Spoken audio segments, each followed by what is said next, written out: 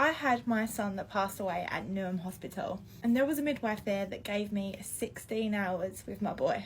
So I knew something was wrong with that pregnancy. I was so poorly. Everyone I met was like, I've never seen anyone struggle with a pregnancy as much as you. There was one day I was in so much pain. I was literally on the floor, pretty much drifting in and out of consciousness. My mum called a paramedic for me and they took me into the hospital. And there was this one midwife who came into me and she said, look, the doctor said you've been checked over, everything's fine, so just go home and see how it goes. And she could just see in my face. So she says to me, look, I can see in your eyes how scared you are. You can refuse to go home. I just want to point out, this girl had just qualified. The day she was dealing with me was the first day that she'd had her midwife name tag, and she was like, look, I'm a qualified midwife now, like showing off. She was such a lovely girl. So she goes over to the doctor and she says, look, something's not right. The mum is concerned, and the doctor was shouting at her about, don't undermine me, like, you're a new midwife, I can get that name tag taken off you as quick as you had it.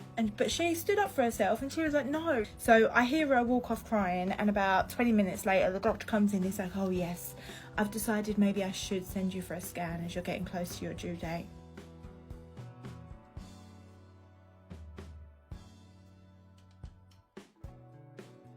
So we go to that scan, I think coming on to 36 weeks, and they do say in the scan that the baby's liver and kidneys were enlarged and his stomach was very swollen. So they think that maybe I'd had gestational diabetes and not been diagnosed with it. And they say because I'm so close to my due date, it wasn't worth sending me for the diabetes test, because if it come back positive, which it was likely, then I'd have to be induced anyway. So let's just book him for an induction. By the time labour was over, I think I just ticked over to 38 weeks when he was born.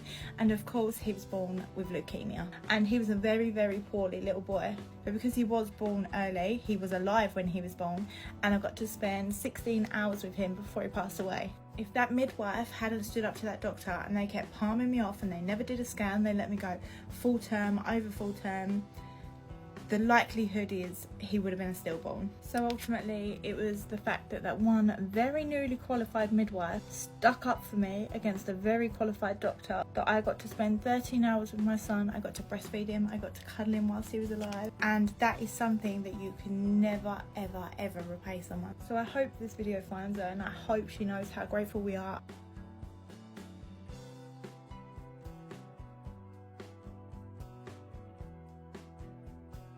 Me and my husband were just talking, and we're both pretty sure her name was Rianne. In that wall they had like a compliment slip box, and I did leave her one at the time and just say how amazing she was, and that's before my son passed away.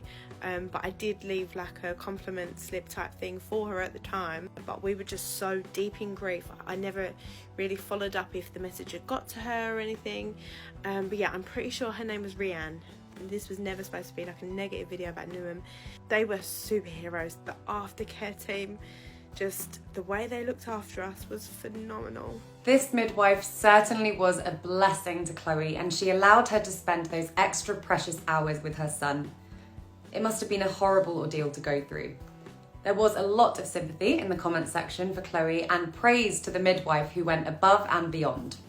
One comment said, "You'll always find it's the newly qualified professionals who will stand up for patients' rights. They are fresh and still have such deep compassion." Another comment said, "I love how grateful and calm you are that you got to spend 16 hours with him, but my darling, it should have been a lifetime. I'm so angry with the doctors that didn't listen to you." We hope that the midwife was able to see the video and get in contact with Chloe. Do you have any midwife stories? Let us know in the comments below. And if you liked this video, then be sure to follow our other social pages for more content like this. If you have any of your own videos that you'd like to share with us, be sure to send them in. And as always, thank you for watching Happiest.